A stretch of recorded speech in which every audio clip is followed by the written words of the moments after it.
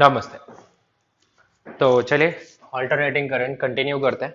तो last lecture में मैंने आपको प्योरली रेजिस्टिव एसी सर्किट के बारे में बता दिया था and purely capacitive AC circuit के बारे में। तो जल्दी से रिकॉल कर लेते हैं उनकी जो की पॉइंट्स हैं जो हमें ध्यान रखने हैं।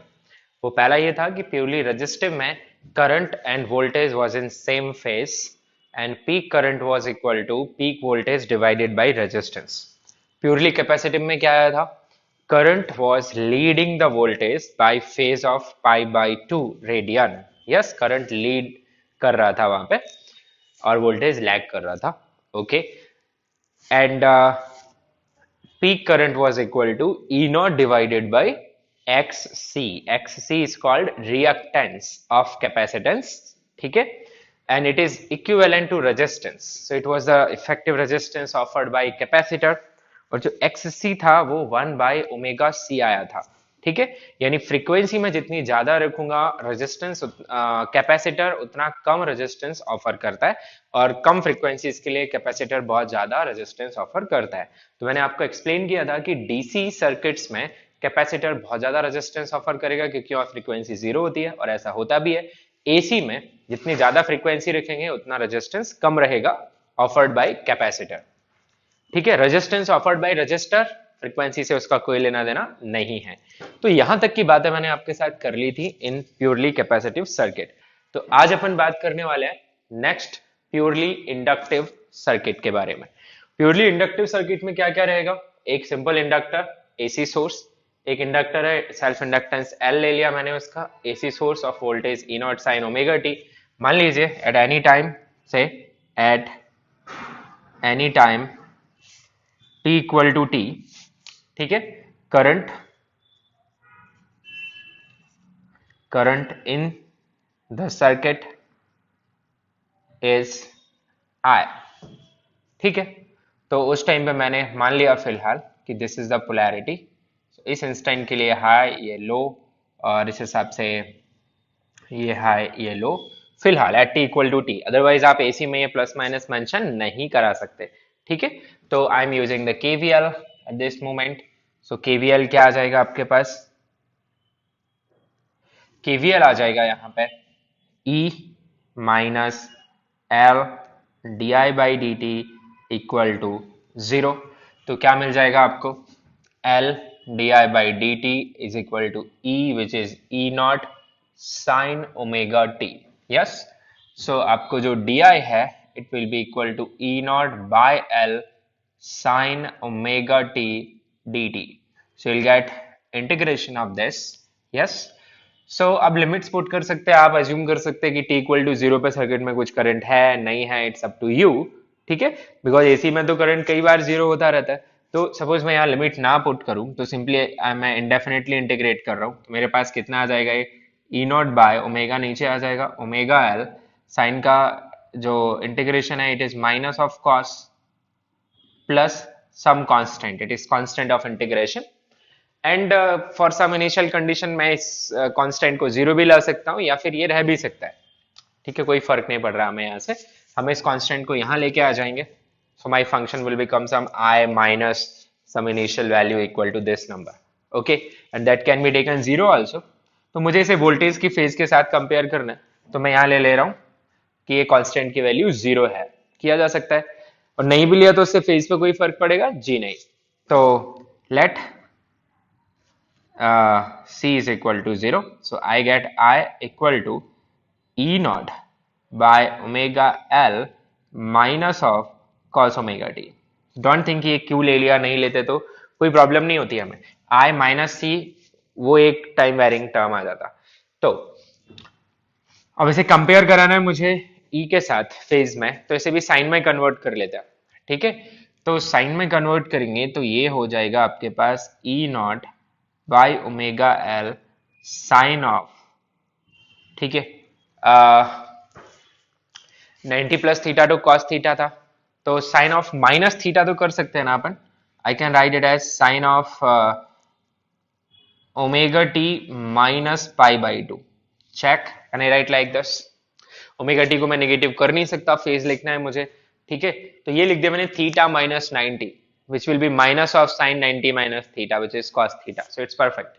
So मेरे पास जो करंट है वो कुछ इस तरीके से आ गया कि I is equal to some I naught sine of omega t minus pi by 2, where what is I naught? I naught is E naught divided by, there's a term omega L, I write it as XL. You can relate it, where XL is equal to omega L. And what is XL? It is again reactance.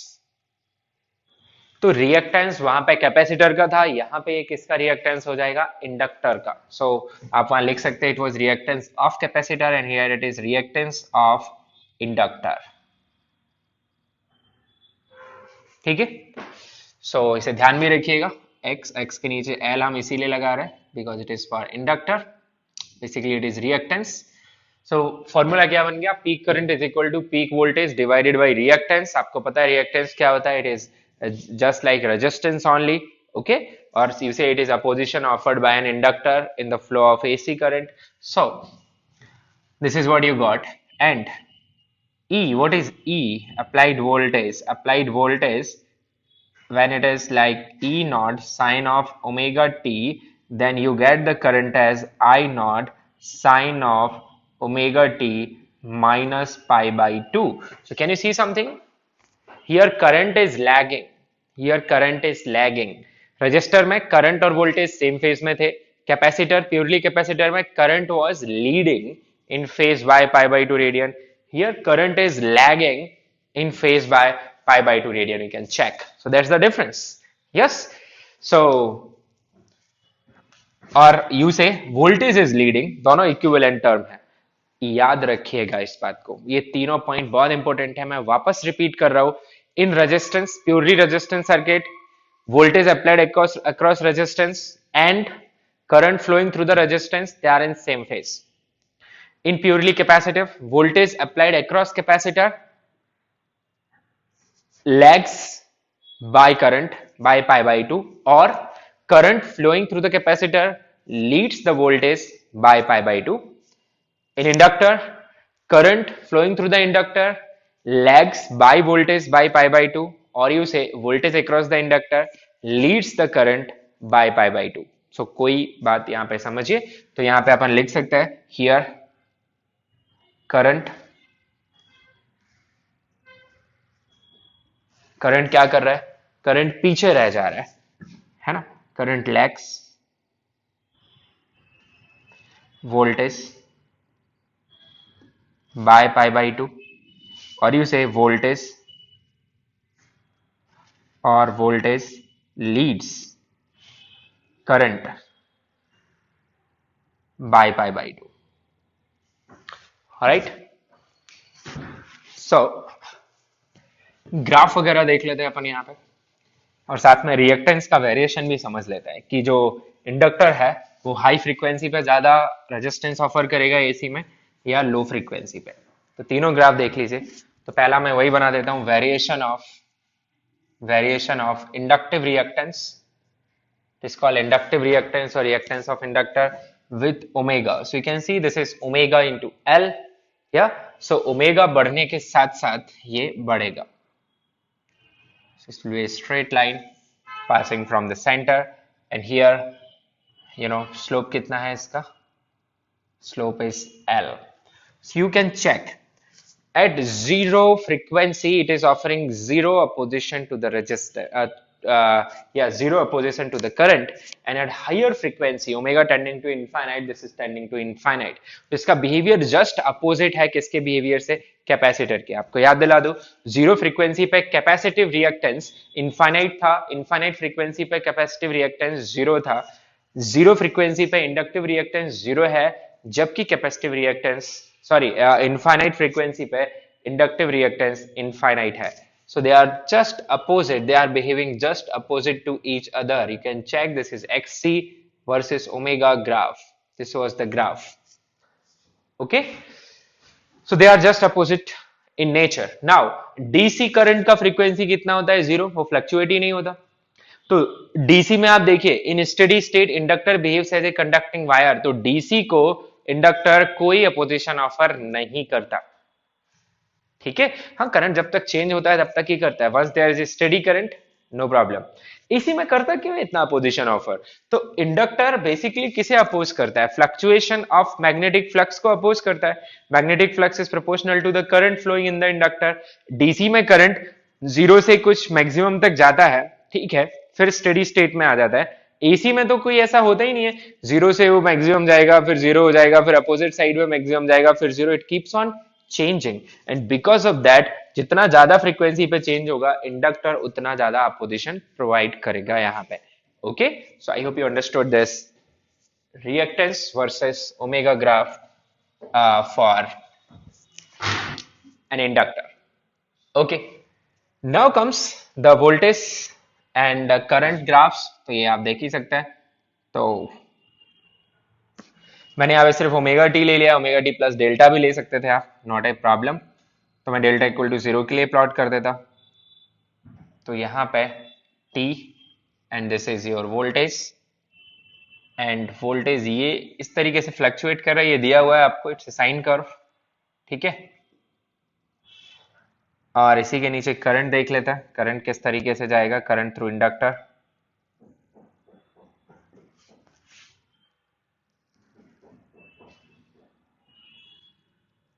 ठीक है, देखिए current कैसा function follow कर रहा है, minus cos follow कर रहा है, ठीक है। So it will be here, और it will be 0 at this value, and at this value it will be again 0.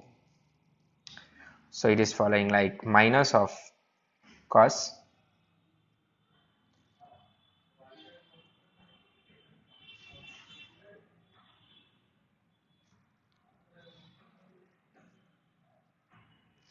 ठीक है। So this is how current is changing. तो की पॉइंट यहाँ पे आपको क्या नोट करना है, एक आपको नोट करना है कि inductive reactance is omega L, peak current is equal to peak voltage by XL, ठीक है। एंड दूसरी बात, current lags voltage by pi by 2 और voltage leads current by pi by 2, ये फैक्टर्स आपको यहाँ पे नोट करने हैं। सो नाउ इन तीनों को आप समराइज कर सकते हो side by side, the resistance, capacitance and inductance. Resistance current voltage same face, capacitance current leads the voltage by pi by 2, inductance current lags the voltage by pi by 2. Resistance offered by resistor is R, resistance offered by capacitor is 1 by omega C, resistance offered by inductor is omega L. ये कहानी है, ठीक है, अभी तक की। अब मैंने अभी तक आपको दो टर्म बता दिए, रेजिस्टेंस एंड रिएक्टेंस, और रिएक्टेंस भी इफेक्टिवली है तो रेजिस्टेंस ही, इतना आपको समझ में आ गया है। एक और टर्म यहां पे मैं इंट्रोड्यूस कर रहा हूं, that is impedance. Impedance it is, इसे अपन कैपिटल Z से रिप्रेजेंट करेंगे। इंपीडेंस और जनरल टर्म है, तो हम लिख देते हैं, it is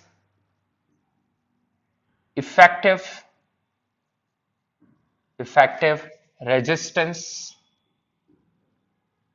offered by an element or group of elements in AC circuits। तो ये सब कुछ कंसीडरेशन में ले लेता है Z, ठीक है। ये इफेक्टिव रेजिस्टेंस है, इसकी SI यूनिट ओम,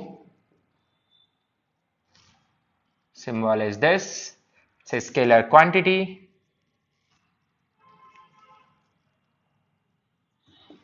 ठीक है।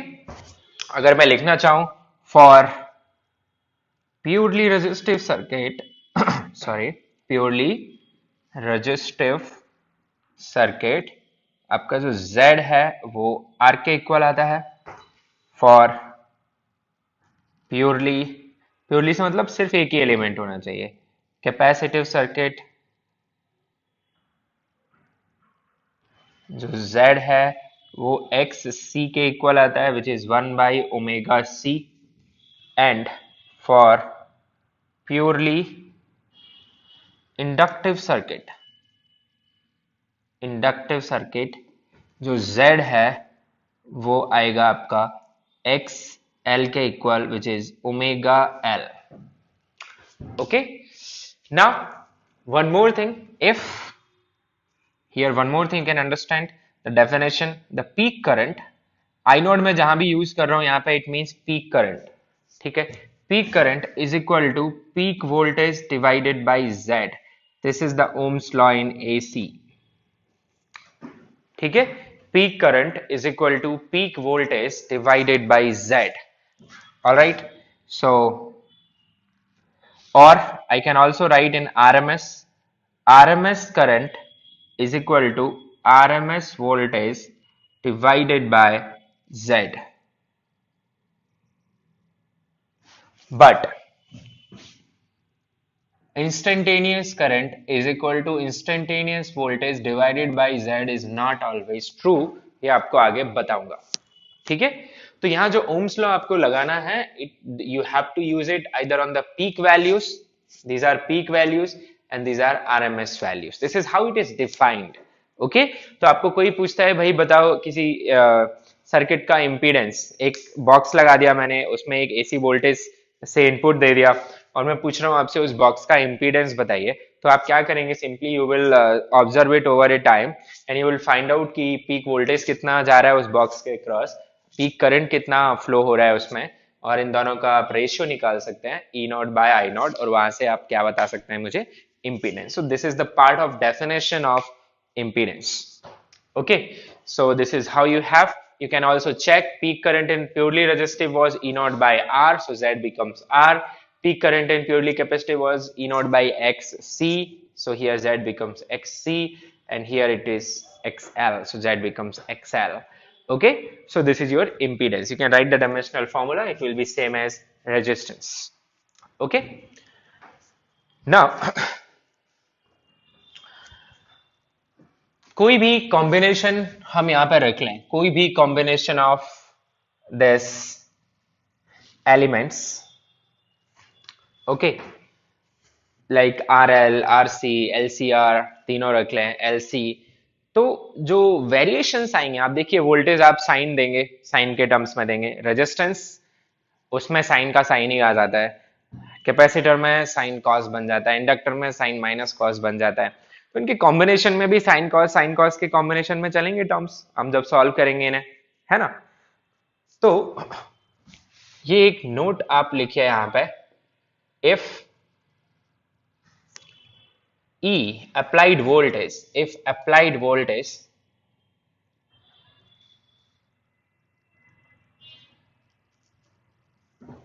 to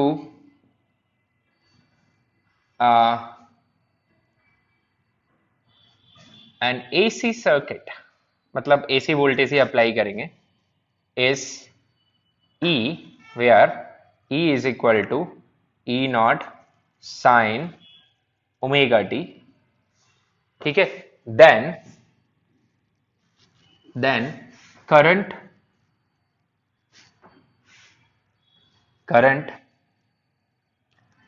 flowing from the source voltage definitely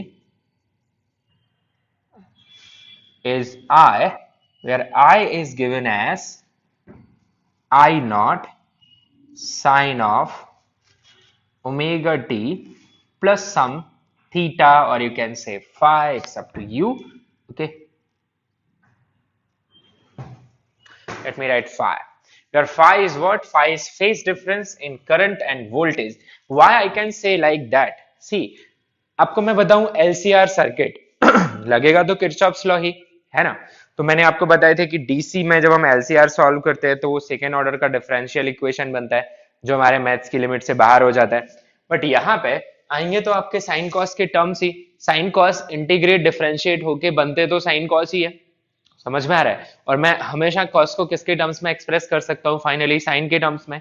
तो मेरा जो आंसर है उसे मैं ट्रिग्नोमेट्री यूज करके कैसा ला सकता हूं finally in any of these combinations as I equal to I naught sine omega T plus five. इसलिए हम यहाँ पे बहुत मैथमेटिक्स अवॉइड करेंगे, हम यहाँ पे एक इफेक्टिव अप्रोच देख रहे हैं जिसमें मैथ्स कम है, बट ओवरऑल जो रिजल्ट देगा वो वही आएगा जो एक्चुअल केवीएल लगाएंगे, फिर उसे सॉल्व करेंगे, इंटीग्रेशंस करेंगे, जो आंसर मिलेगा।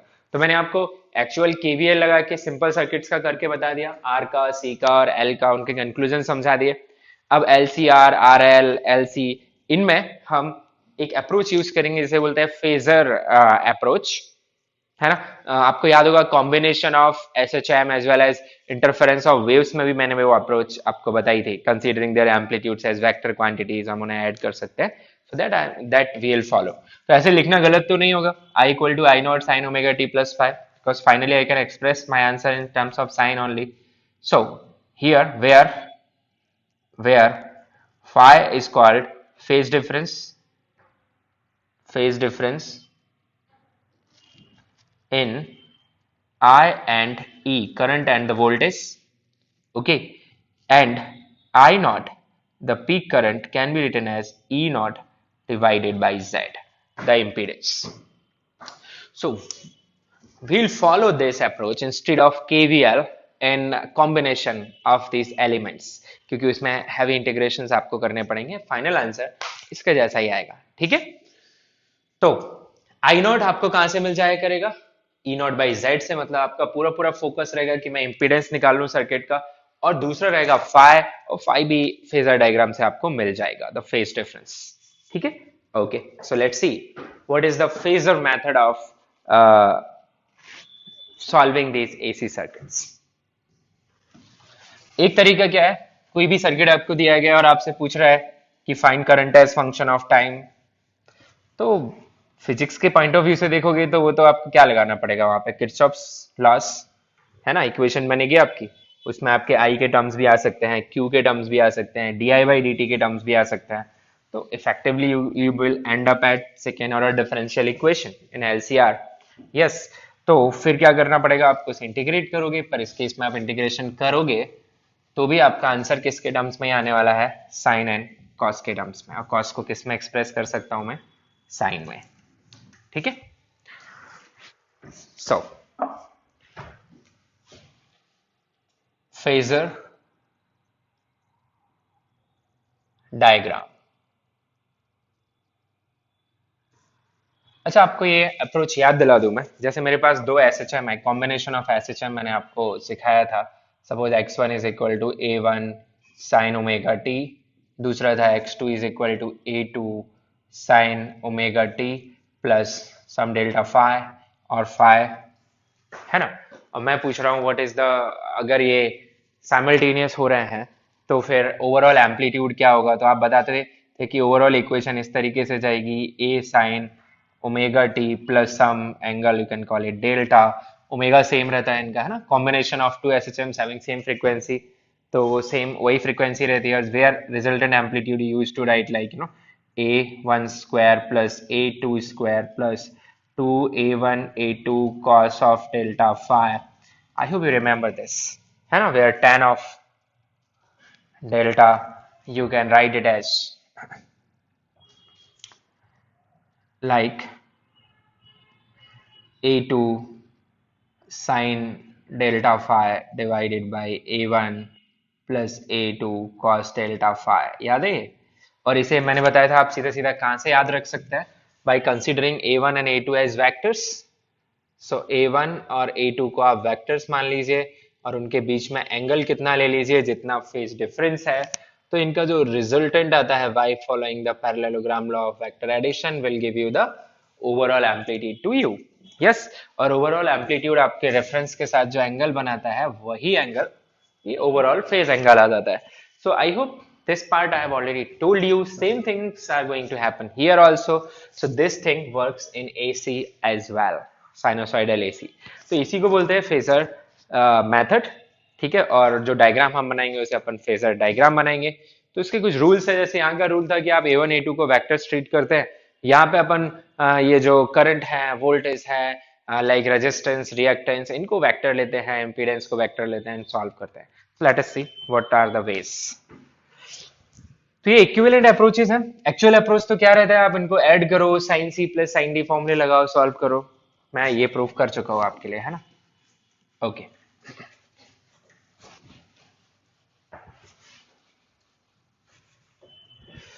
So what is phasor approach of solving AC circuits, हम इसे ही फॉलो करेंगे। इसमें कुछ रूल्स हैं, आप लिख लीजिए। This is an equivalent approach, this is an equivalent approach to solve AC circuits without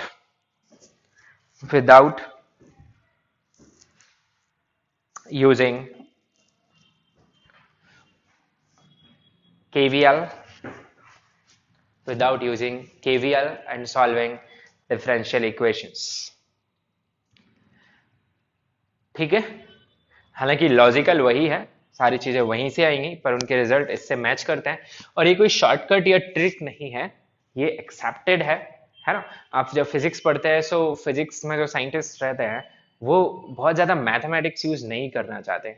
okay, so this is an equivalent approach. ये आप बोर्ड्स में भी यूज कर सकते हैं, कुछ गलत नहीं है, आप एनसीईआरटी में भी देखेंगे तो ये दिया हुआ है। ओके, तो फेजर डायग्राम, इसके रूल्स क्या क्या है, कुछ रूल्स हमें फॉलो करने हैं। इक्विवेलेंट है तो रूल्स फॉलो करने पड़ेंगे। Rule number 1, consider R X for reactance. ठीक है, आर किसके लिए रहेगा, resistance, X for reactance. Reactance दो तरीके के होते हैं, आपको समझा दो। रिएक्टेंस एक्स, ये दो कैटेगरी में बांटा जा सकता है, capacitive reactance and inductive reactance. ठीक है, तो x for reactance, comma Z, comma. अब यहां पे अपन दो चीजें यूज कर सकते हैं फेजर में, या तो आई नॉट द पीक करंट, और you can say the peak voltage. Okay, I not, E not, इनकी जगह अपन क्या भी यूज कर सकते हैं, आरएमएस, क्योंकि आई नॉट और आरएमएस में कोई फर्क नहीं है, 1/√2 का ही फैक्टर है। साइनोसॉइडल आपको याद होगा कि I RMS is I naught by root two, E RMS is E naught by root two. First lecture में हमने आरएमएस वैल्यूज पे ही ज्यादा ध्यान दिया था। ठीक है, तो all these things as vector quantities. Why I'm writing consider? Because they are not vectors. जैसे एम्पलीट्यूड एक वेक्टर क्वांटिटी नहीं है, पर हम वहां कंसीडर करते थे। ठीक है, तो ऐसा मान लो। अब दूसरा जो स्टेप अपन फॉलो करेंगे फेजर डायग्राम बनाने के लिए, ठीक है, take R on X axis and X on Y axis. तो फेजर डायग्राम दो टर्म्स में बनाया जा सकता है, कि एक तो इन वेरिएबल्स को इंक्लूड करके, एक इनको इंक्लूड करके। तो मैं आपको दोनों बताऊंगा। ठीक है, अब करंट वोल्टेज जो फेजर बनेंगे वो हम करंट को रेफरेंस लेके भी ड्रॉ कर सकते हैं, वोल्टेज को भी मैं आपको समझाऊंगा आगे। तो अभी मैं अपना डिस्कशन कॉन्सेंट्रेट कर रहा हूं ऑन आर एंड एक्स, इनको अपन ऐसे ड्रॉ कर लेंगे। ठीक है, और तीसरा है एक्स सी को मैं पॉजिटिव लूंगा। ठीक है, एक्स एल को नेगेटिव, मतलब एक्स सी बनेगा आपका पॉजिटिव वाई एक्सिस पे, और एक्सएल बनेगा आपका पॉजिटिव नेगेटिव वाई एक्सिस पे। ठीक है, ऐसा क्यों कर रहे हैं, क्योंकि मैं सीरीज सर्किट्स पहले एक्सप्लेन करूंगा आपको। तो सीरीज सर्किट्स में करंट सभी में सेम रहेगा। सपोज मैंने सीरीज में आर और एल लगा दिए, तो किसी भी टाइम पे जितना करंट आर में से जा रहा है उतना ही करंट एल में से भी जाएगा। तो करंट को मैं रेफरेंस ले लूंगा और उनके वोल्टेजेस अकॉर्डिंगली आ जाएंगे। ठीक है, अब ऐसा करने के लिए फिर आपको पता है कि कैपेसिटर सर्किट में करंट लीड करता है। यस, कैपेसिटर सर्किट में करंट लीड करता है, इसलिए एक्सी को मैंने पॉजिटिव पे डाल दिया है, और उसमें इंडक्टर में करंट लैग करता है, तो इसे नेगेटिव पे। तो घबराने की बात नहीं है। चलिए, इतनी चीजें अपन ने समझ ली, ये हम फॉलो करेंगे। ठीक है, और फिलहाल फोकस करता है ऑन सीरीज आरसी या सीरीज सर्किट्स पे, नॉट ओनली आरसी, आप कोई भी फॉलो कर सकते हैं। इसके बाद मैं आपको पैरेलल सर्किट में भी बताऊंगा कैसे करेंगे। तो सीरीज सर्किट पे फोकस करते हैं। तो ये पूरा थ्योरेटिकल ऐसा गेम जैसा आप मान लो कि आपको ये resistance, reactance, impedance, peak currents और RMS currents, peak voltage, RMS voltage, ये सब आप कैसे एज्यूम करने वाला है You are going to consider them as vector quantities. Now you have to take resistance on the on x-axis and reactance on y-axis. Capacitive reactance I am taking on positive y-axis. Inductive reactance I am taking on negative y-axis. Why positive, negative? Because they are exactly opposite. They possess exactly opposite behavior. I explain it to you. Yes. So और वैसे भी देखो तो capacitive reactance जो है वो आपके current को लीड कराता है वोल्टेज के रिस्पेक्ट में. इंडक्टिव रिएक्टेंस करंट को उतना ही लैग कराता है. अगर वो इक्वल रहे, अगर आपके सर्किट में जितना कैपेसिटिव रिएक्टेंस है उतना ही इंडक्टिव रिएक्टेंस है, तो फिर करंट ना तो लीड करेगा ना लैग करेगा. It will be in the phase with the voltage. ठीक है. Okay, so to explain I have consider like this. अब अलग अलग सर्किट्स के लिए मैं आपको फेजर बना के दिखाता हूं कैसे दिखेगा. ठीक है. सी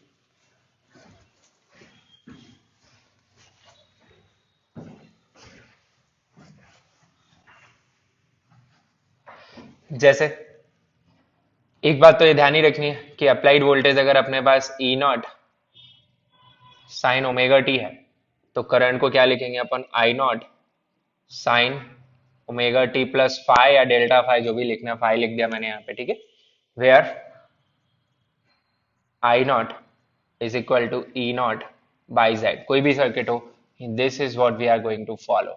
Where I is current flowing from the source, E is the voltage of the source. So suppose I draw the phasor for first for purely resistive. ठीक है, purely resistive circuit. So purely resistive circuit में क्या होगा? Suppose I have a resistance, then I have AC source. ठीक है. Voltage वही है जो मैंने आपको भी बताया, ई नॉट साइन ओमेगा टी. अब आपको लेना है वोल्टेज अक्रॉस रेजिस्टेंस. जैसे मैं वी आर लिख दे रहा हूं तो यहाँ पे करंट सेमी फ्लो होने वाला, सीरीज के लिए ड्रॉ कर रहे हैं, so it is I. You can also write I R. Okay, so V R is anyway equal to E. So in this case first of all I will consider resistance. Purely resistive circuit के लिए phasor बना रहा हूं तो resistance किस पे आ गया मेरा, एक्स एक्सेस पे. बट कोई रिएक्टेंस है क्या यहाँ पे, नहीं है. तो आपका जो इम्पीडेंस है वो सीधा का सीधा यही आ जाएगा, exactly equal to R. So impedance will be exactly equal to R. और आप इन जनरल अज्यूम करेंगे कि this impedance is equal to, note में ऐड कर लीजिएगा कि दिस इम्पीडेंस, हालांकि वेक्टर नहीं है पर after solving you get like this. और आर और एक्स हमेशा किस एंगल पर रहेंगे आपके, आर एंड एक्स हमेशा 90 डिग्री पर ही रहने वाला है. ठीक है. तो आप ऐसे भी लिख सकते हैं कि आपका जो z है वो कैसे निकल के आएगा सर्किट में, R square plus X square. So this is part of this note only. ठीक है. फिलहाल एक्स है नहीं, so this is the phasor diagram in terms of R. And in terms of current and voltage what will you draw. Suppose मैंने current को reference लिया तो मेरा ये करंट हो गया, current flowing through resistor I R, and this is the voltage. ठीक है. And this is peak current और इसे पीक वोल्ट, और ऊपर जो मैंने लिखा है वो पीक वोल्टेज आ जाएगा. This is V R naught. अब in this case I R naught is I naught and V R naught is E naught, because और कोई एलिमेंट है ही नहीं. So this is the phasor diagram. You will say कि क्या जरूरत क्या है इसकी, है ना. फिलहाल समझ नहीं आएगा, नहीं भी करते तो भी कर सकते थे हम ऐसे सॉल्व. तो यहाँ पे आप देख सकते हैं. अच्छा, डोंट से, यहाँ ये नहीं बोल रहा है कि दीज आर इक्वल और they are not equal. Okay, so length आप सेम ना दिखाएं तो ज्यादा अच्छा रहेगा. They are not equal. यहाँ वोल्टेज ज्यादा है, करंट कम रहेगा. ठीक है, क्योंकि आप डिवाइड करेंगे. z is a non negative number, so here this is voltage. They are not equal. And what will you write at the place of VR naught, which is also the E naught? You will write it as I naught into Z, or you say I naught, it will be E naught by Z. ठीक है. Purely capacitive, how will it look like? Purely capacitive. So you have a capacitor, an AC source. ठीक है. Current flowing is I, voltage applied is E, यहाँ पे मुझे चाहिए voltage across capacitor, मैंने VC लिख दिया, करंट थ्रू कैपेसिटर आईसी। तो इसका जो फेजर वगैरह आएगा वो अपन देख लेते हैं। तो अब यहाँ कोई रेजिस्टेंस है नहीं, so there will be nothing on the X axis, dotted बना के छोड़ सकते हैं। तो यहाँ पे सिर्फ और सिर्फ इंडक्टिव रिएक्टेंस, कैपेसिटिव रिएक्टेंस है which will be on the positive side of this, so I write it as XC. ठीक है, और ये कितने एंगल पे आ रहा है, 90 डिग्री पे। तो एक्स एक्सेस के साथ आपका ये जो एंगल बन रहा है, यानी बोल दो रेजिस्टेंस के साथ जो एंगल बन रहा है वही आपका फेज है। तो यहाँ पे एंगल कितना आ रहा था, 0। तो एक और टर्म डेफिनेटली मैं लिखना चाहूंगा यहाँ पे, I equal to I naught sine of omega t, phi is 0 in this case. ठीक है, अच्छा यहाँ पे मेरा जो फाई है वो आ गया plus of pi by two. So what will I write, I will write it as I equal to I naught sine of omega t plus pi by 2. So this is the phasor in terms of x। और अब यहाँ पे r तो है नहीं, तो आपका जो z है वो फिर इधर ही आ जाएगा बेसिकली।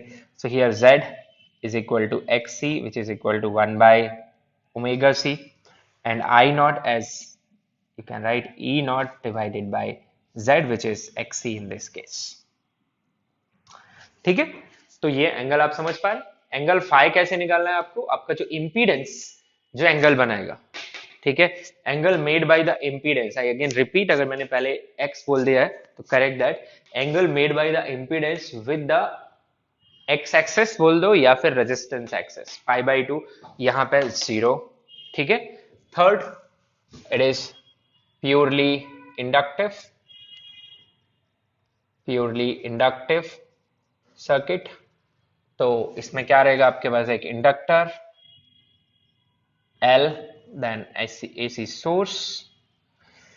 ठीक है, तो किसी भी टाइम पे इसमें करंट I है, और आप देखिए यहां हम फाइनली इंस्टेंटेनियस करंट लिख पा रहे हैं, बट ये जो रिलेशन आ रहा है हमारे पास पीक में आ रहा है। तो इंस्टेंटेनियस में मत लिख देना I equal to E by Z, वो गलत हो जाएगा। Okay, because I is not E by Z. Check कर लीजिए, I equal to E naught by Z sine omega T plus some different angle phi present. So well, यहाँ पे भी मैंने वही सोर्स अप्लाई कर दिया, E naught sine omega T.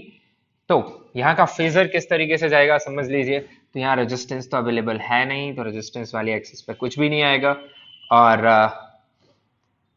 अपना जो इंडक्टिव रिएक्टेंस है वो वाई एक्सिस में नीचे की तरफ जाएगा, एक्सएल। अब देखिए z इनका समेशन है, तो r तो 0 है, तो z will be equal to XL only.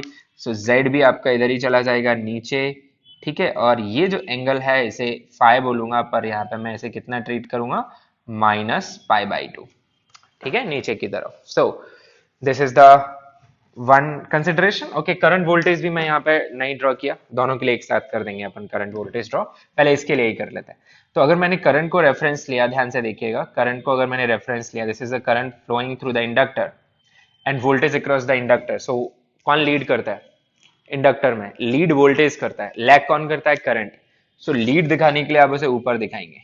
ठीक है, ये थोड़ा सा कंसिडरेशन है, और कितने से लीड कर रहा है, पाई बाई टू से। सो this is how you will write VL IL here। Okay, और VL बेसिकली यहाँ पे किसके इक्वल ही है, VL यहाँ पे E के इक्वल ही है, यानी जो आप वोल्टेज अप्लाई कर रहे हैं, और can take it as peak values. और यहाँ का वोल्टेज वाला फेजर कैसा बनेगा, करंट वोल्टेज वाला। तो अगर मैंने करंट को रेफरेंस मान लिया, ध्यान से देखना है, करंट को मैंने रेफरेंस मान लिया। ठीक है, this is current from the capacitor which is also current flowing in the circuit. तो मेरा वोल्टेज कहां पे जाएगा, करंट लीड करता है, वोल्टेज लैग करता है in this case. So you get it as V C naught. ठीक है, और ये एंगल कितना आएगा आपके पास, पाई बाई टू। अब यहाँ प्लस माइनस से कोई फर्क नहीं है, माइनस लिखोगे मतलब कौन लैग कर रहा है, वीसी लैग कर रहा है, तो ये ध्यान रखिएगा। ठीक है, इस तरीके से करंट वोल्टेज वाले फेजर आपको मिल जा रहे हैं यहाँ पे, कोई प्रॉब्लम इसमें नहीं आनी चाहिए। So these are simple phasors, और ये मैंने कंक्लूजन्स निकाले इसलिए यहाँ पे ये ड्रॉ कर दिए। ठीक है, बेस्ड ऑन माय कंक्लूजन्स कि यहाँ करंट और वोल्टेज सेम फेज में थे, यहाँ करंट और वोल्टेज में आपका कौन लीड कर रहा था, करंट लीड कर रहा था, तो प्लस पाई बाई टू आ गया फेज डिफरेंस। यहाँ पे करंट लैग कर रहा था तो फेज डिफरेंस -π/2। उसको ध्यान में रखते हुए रूल बनाया है हमने। क्या रूल? कि रेजिस्टेंस को आप एक्स एक्सिस पे रखिए, रिएक्टेंस को एक्स एक्सिस पे रखिए, वाई एक्सिस पे capacitive reactance positive Y axis, inductive reactance negative Y axis पे रखिए, जेड निकालिए वेक्टोरियली ऐड करके, और जेड जो एंगल बना रहा होगा आर के साथ वही एंगल आपका फेज एंगल रहेगा between current and voltage. Okay, अब ये तो purely capacitive, inductive and resistive की बात हो गई। इनके कॉम्बिनेशन का फेजर बना के देखते हैं, ठीक है? तो एक एक करके डिस्कस कर लेते हैं अपन इन सर्किट्स को।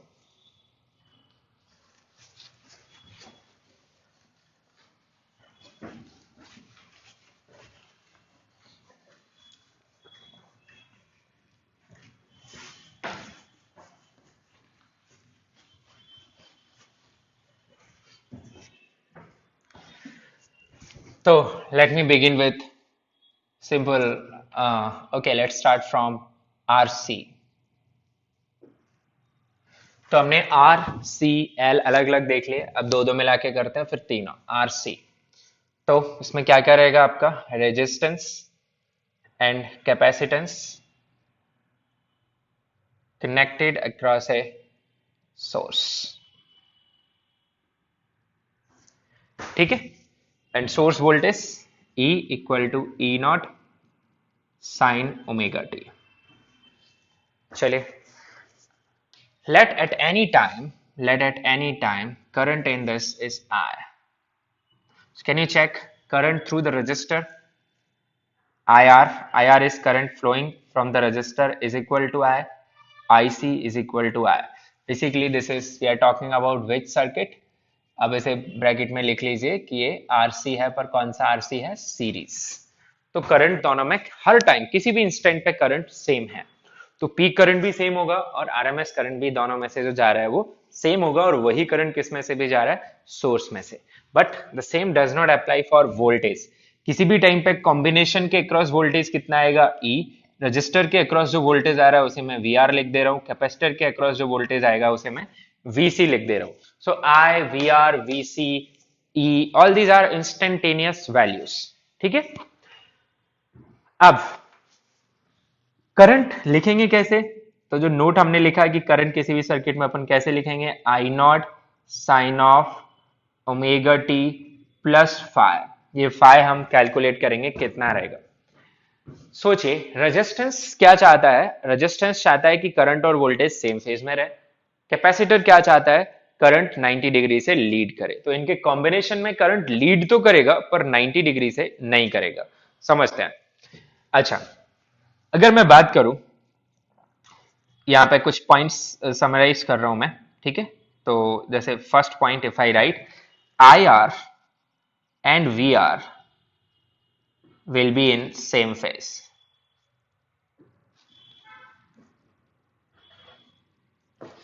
IR/VR का मतलब क्या है?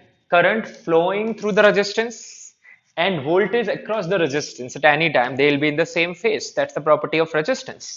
What about capacitor? Here I'll write IC, ठीक है, will lead by pi by 2 radian, okay, from VC। ये ध्यान दीजिए, अभी तक मैंने सोर्स वोल्टेज की बात नहीं की है, मैं इंडिविजुअल बात कर रहा हूं, सिर्फ रेजिस्टेंस पे फोकस कर रहा हूं। रेजिस्टेंस में करंट किसी भी टाइम पे IR है, हालांकि करंट सेम है दोनों में, वोल्टेज VR है, तो IR और VR सेम फेज में आएंगे। IC लीड करेगा VC को, ये बात हमें समझ में आ रही है, ठीक है? अभी तक हमने ओवरऑल की कोई बात नहीं की है। I और E में कितना, यानी E is your applied voltage, I is the current flowing in this circuit, what is the phase difference is phi, ठीक है? फेजर बनाते हैं, let us see phasor how we will draw, we'll use the rules। तो पहला phasor बना रहा हूं मैं, including by using this R, XC and Z। दूसरा बनाएंगे अपन इनके वोल्टेज को लेके। तो वेल, R को किस पे ड्रॉ करना है आपको? एक्स एक्सिस पे। So let's take R on the x axis। So here is R, then XC किधर जाएगा? It is capacitor, so XC ऊपर जाएगा पॉजिटिव y एक्सिस में, so here is XC आपको वैल्यू निकालनी पड़ेगी। What is X C is 1 by omega C. ठीक है, आपको याद रखना है कि जो एक्स सी है वो कितना होता है 1 by omega C, that you should know and remember this. Now z is resultant of x and r, so इनका रिजल्टेंट निकाल लें। जी हाँ, let us find the resultant of them. So the resultant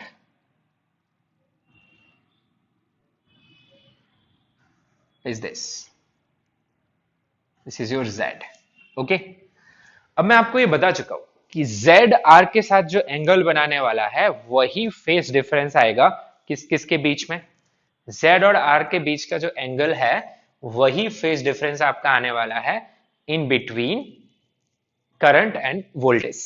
ठीक है, अब डेफिनेटली कैपेसिटर है यहां पे तो करंट लीड करेगा। तो आप ये ध्यान रखें कि अगर z वेक्टर आपका फर्स्ट क्वाड्रेंट में आ रहा है, फर्स्ट क्वाड्रेंट में, फर्स्ट या फोर्थ में ही जाएगा, है ना, तो फाई आपका पॉजिटिव आएगा। आप नोट भी कर सकते हैं यहां पे, if z is in first quadrant then phi is positive, means current leads the voltage, and if z is in fourth quadrant then phi is negative and current lags, or you say voltage leads, can write that. तो ये आप समझ सकते हैं, first quadrant में अगर z रहा तो क्या हो रहा है, फोर्थ क्वाड्रेंट में रहा तो क्या हो रहा है। तो यहाँ पे फर्स्ट क्वाड्रेंट में है तो मेरा कौन लीड करने वाला है, करंट फाई पॉजिटिव रहेगा। ठीक है, इसे मिटा रहा हूं, आप नोट कर लीजिए इसे कहीं भी। ओके, और ये चीजें आप समझ गए ना, तो एसी सर्किट्स आपको डीसी से भी बहुत आसान लगेंगे क्योंकि यहाँ कोई कैलकुलेशन ही नहीं है, कोई आपको इक्वेशंस नहीं बनानी, फटाफट सॉल्व कर सकता है। ठीक है, तो देखिए, तो z को क्या लिखेंगे, सबसे पहले z आएगा मेरा square root of R square plus X C square. ये एक वर्किंग फॉर्मूला आप लोग ध्यान रख लेंगे, इसको रटने की जरूरत नहीं है। आपको ध्यान रखना है कि z is resultant of R and X. Okay, now phi के लिए cos फाई निकाल सकते हो आप लोग, tan फाई निकाल सकते हो, इट्स अप टू यू। चलो मैं cos फाई लिख रहा हूं यहाँ पे। What is cos phi? cos phi is r by z। ठीक है, tan फाई भी लिख सकते हो, tan फाई क्या होगा, xc बाय r। तो न्यूमेरिकल्स में तो जो जरूरत होगी उस हिसाब से अपन लिख लेंगे। ठीक है, तो आपको फाई मिल गया, आपको z मिल गया।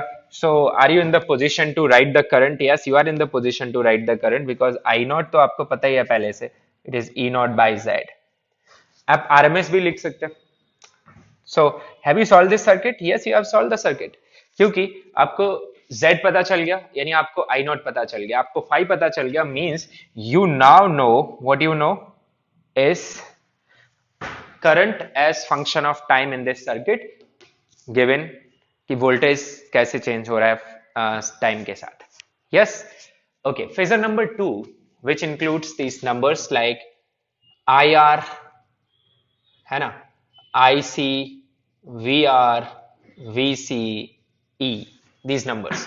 अब इनको अपन यूज ही नहीं कर सकते फेजर में, तो क्या यूज करना पड़ेगा, या तो पीक या फिर आरएमएस। मैं पीक लिख दे रहा हूं, ठीक है।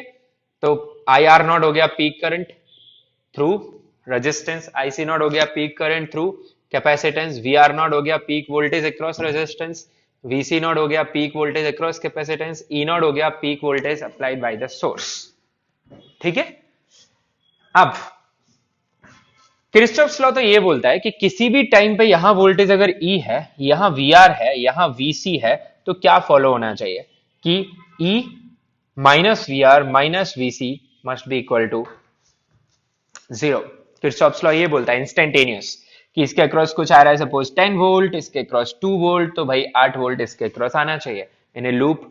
तो आप लिख लीजिए, यहां पे बहुत गलतियां करते हैं लोग, लिखिए instantaneous values follows Kirchhoff's laws. Instantaneous values follows Kirchhoff's laws, but not peak and RMS.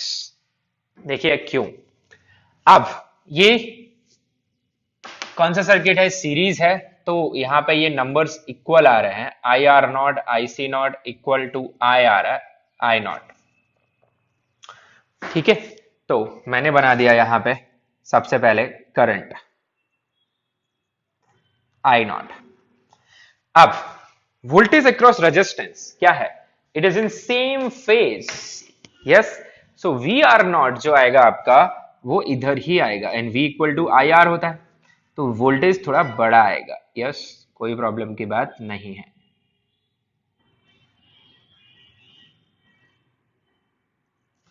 तो वोल्टेज आ गया मेरे पास वी आर नॉट। अच्छा, वीसी, अब जो ब्लू देख रहे हैं वो करंट है, ठीक है, दिस इज करंट। और आपको पता है वोल्टेज अक्रॉस कैपेसिटर वो लैग करेगा क्योंकि करंट लीड करता है। So till here it is this factor, it is I not.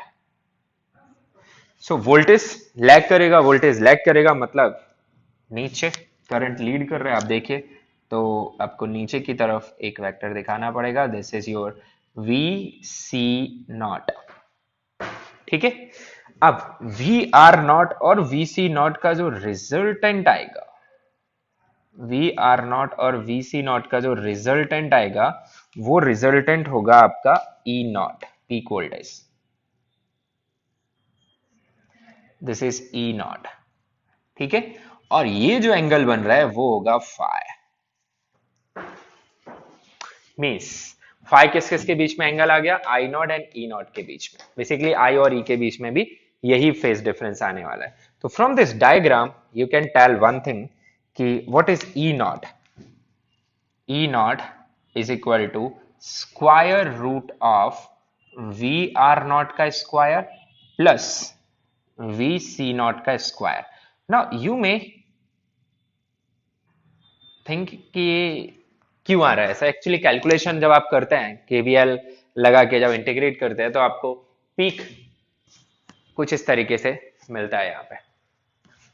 ठीक है, so E not is this summation, you can understand this, okay. Now इस जस्टिफाई कैसे करूं मैं, तो जस्टिफिकेशन समझिए यहाँ पे क्या होगा, बहुत मुश्किल नहीं है। सिर्फ रेजिस्टेंस के लिए क्या लिख सकता हूं, ओनली फॉर रेजिस्टेंस, मेरे पास रेजिस्टेंस है, इसमें करंट फ्लो हो रहा है आई नॉट।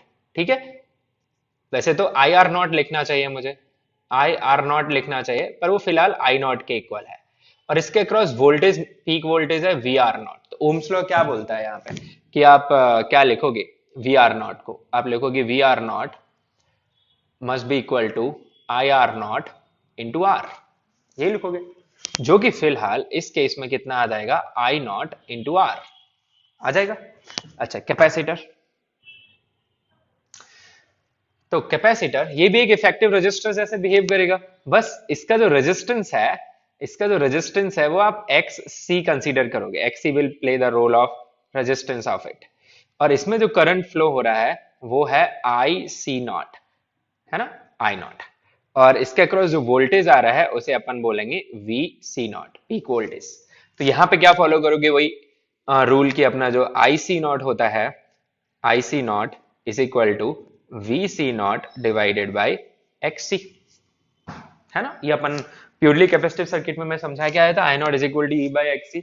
सो ई मतलब यहाँ पे वोल्टेज अक्रॉस कैपेसिटर, तो आप यहाँ पे वी सी नॉट इसे क्या लिखोगे, वी सी नॉट को आप लिख सकते हो I C not which is nothing but I not into X C, in this case I C not is equal to I not.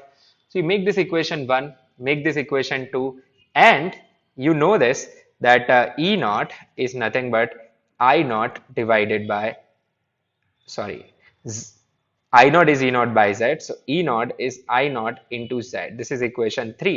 You can see it mathematically.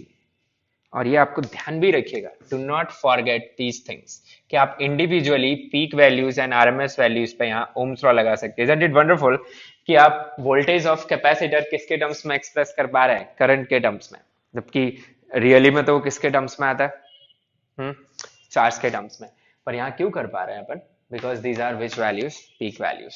Okay, so can you put this here and verify the relation? So what you get, I naught square z is equal to, here there you get I naught square r square plus I naught square xc square, I naught common, z is equal to root of R square plus X square, isn't it? ठीक है, तो ये बिल्कुल individually this is the story, individually this is the story. ठीक है, inductor रहता तो inductor का भी voltage V equal to I R वहां भी लग जाता, voltage across inductor is equal to current into XL, but these are RMS और पीक वैल्यूज। अब यहां पे आप एक बात समझिए कि ये जो नंबर्स हैं वी आर नॉट और वी सी नॉट का square, this is equal to this, है ना, square root of this numbers. तो क्या ई नॉट, ये जो, अच्छा चलो ये बताओ मुझे कि V R not plus V C naught ये बड़ा होगा या V R naught square plus V C naught square का स्क्वायर रूट? ये बड़ा होगा। आपने पढ़ा होगा कि एक ट्राइंगल में दो साइड्स का सम तीसरी साइड से हमेशा बड़ा होता है। You can take it from there. So क्या हो जा रहा है भाई कि पीक वोल्टेज जो अप्लाई किया जा रहा है ई नॉट, और मिला के जो ड्रॉप हो जा रहा है वो इससे बड़ा आ जा रहा है। खैर, सो ये क्या फॉलो नहीं कर रहा है? It is not following Kirchhoff's law. कौन से numbers? Peak values and RMS values, they are not following Kirchhoff's loss.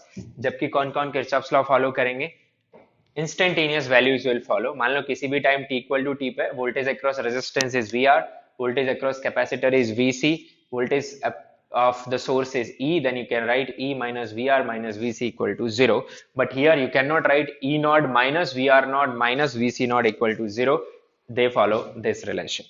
ठीक है, तो यहाँ पे आपको कुछ रटना नहीं है। मैं वापस से बता दूं, आपको सिर्फ ध्यान क्या रखना है, कोई भी कॉम्बिनेशन आ जाए आपको एक तो ध्यान रखना है कि अगर वोल्टेज ऐसा है तो करंट ऐसा आता है। ये बातें आप ऑलरेडी समझ चुके हैं purely resistive circuit, purely capacitive circuit में। ठीक है, फिर आप फेजर बना दीजिए बिंदास। रूल्स ऑफ फेजर क्या है? रेजिस्टेंस को एक्स एक्सिस पे रखिए, एक्स को वाई एक्सिस पे, उनका जो रिजल्टेंट आएगा वो जेड हो जाएगा, रिजल्टेंट का आर के साथ एंगल आपका phase difference and phi current and voltage हो जाएगा। अब कब फेज डिफरेंस, कब करंट लीड कर रहा है, कब वोल्टेज, उसका भी रूल मैंने आपको बता दिया कि जेड सेकंड क्वाड्रेंट में है तो आपका कौन लीड कर रहा है? करंट। जेड फोर्थ में है तो कौन लीड कर रहा है? वोल्टेज, या बोल दो करंट लैग कर रहा है। So that way you have solved your circuit. अब आप यहाँ पे बनाओगे थोड़ा कॉन्शियसली बनाइए कि ये जो कैपेसिटर का वोल्टेज है वो लीड कर रहा है, लैग कर रहा है, तो कैपेसिटर का तो लैग करता है voltage as compare to current, तो ये नीचे चला गया। इसलिए ये रिलेशन भी कभी कभी काम आ सकता है आपको। E not is equal to square root of V R not plus V C not. Phi का आप यूज कर सकते हैं। What is cos phi in this case? What is cos phi? If somebody asks, if I want to express cos phi like this, so cos phi I will express it as VR naught divided by E naught. Yes, और ये लिखना गलत भी नहीं है। सी you will reach there only. What is VR naught? VR naught is I naught R. What is E naught? It is I naught Z, so it is R by Z only. Okay, so I think you are able to understand this discussion of RC circuit. Okay, same way I am going to do for R L, तो आपको और बढ़िया समझ में आ जाएगा। Numerical समझ एकदम and में करेंगे, इसमें थ्योरी इसकी देख लेते हैं, एकदम सिंपल सा है। ठीक है, शुरू शुरू में लगता है ये टफ, लेकिन जब आप समझ जाएंगे तो फिर इजी लगेगा आपको। तो let us see R L circuit. चलो मैं पूरा ही मिटा देता हूं, या फिर इसी में चेंजेस दिखाऊं आपको। ओके, मैं इसी में चेंजेस कर रहा हूं, लिखना बंद कर दीजिए, पूरा फोकस स्क्रीन पे रखिए। ठीक है, so, अब मैं बात कर रहा हूं कौन से सर्किट की? आर एल सर्किट की। Okay, I will make changes with red so that you can identify R L circuit. ठीक है, तो here it will be inductor L, here it will be V L. ठीक है, here it will be I L. Okay, here you will write XL and XL का formula क्या होता है? Omega L. ठीक है, एंड इन दिस केस ये rule अब भी सेम रहेगा, और यहां अपन लिख सकते हैं IL will लीड की जगह क्या हो जाएगा? Lag by pi by 2 radian from VL, means current lag करता है इंडक्टर के वोल्टेज से। अच्छा, यहां पे फेजर में क्या चेंज आएगा? फेजर में चेंज आएगा कि ये जो XL है वो से आपको कहां दिखाना पड़ेगा? नेगेटिव y एक्सिस में, तो ये आ जाएगा आपका रेजिस्टेंस आर, और आप जो एक्सएल दिखाएंगे वो नीचे आएगा, सो that's the difference, here is XL, और इनका जो रिजल्टेंट है वो कहाँ पे आ जाएगा, इनका जो रिजल्टेंट है वो इधर, this is the resultant, this is Z, you check here phi, yes, और फाई को आप यहाँ पे नेगेटिव ट्रीट करेंगे, here take phi negative, alright, क्योंकि कौन से क्वाड्रेंट में आ रहा है आपका, फोर्थ क्वाड्रेंट में, this is Z, so rest this formula is still applicable, बस XC की जगह यहाँ पे क्या रहेगा, XL, okay, these two numbers are still valid, यहाँ पे आपका जो फाई है वो नेगेटिव रहेगा, सपोज ये 45 डिग्री निकलता है यहाँ से, तो उसे आप -45 लेंगे इन दिस, क्योंकि करंट क्या करने वाला है आपका, लैग, ठीक है, सो नाउ कम हियर, तो C की जगह हर जगह क्या आ जाएगा आपका L, तो ध्यान रहे आरएमएस या पीक नंबर्स ही हो सकते हैं, so here current is equal as it is series, तो यहाँ पे बस C की जगह आपका क्या आ जाएगा, L, हाँ दिस डायग्राम विल चेंज, है ना, क्योंकि वोल्टेज लीड कर रहा है यहाँ पे, तो let us see what changes will be there, तो first of all we'll draw VR naught, so this is my VR naught, VR naught, अच्छा करंट आपको इधर ही दिखेगा, which will be, करंट कैसा आएगा आपका,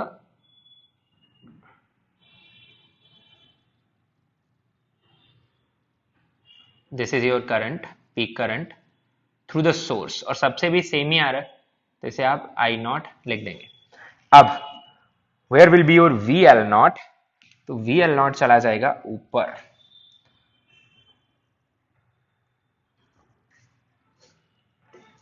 VL नॉट चला जाएगा आपका ऊपर, so this is your VL naught, ठीक है, और इनका रिजल्टेंट बनेगा आपका E नॉट,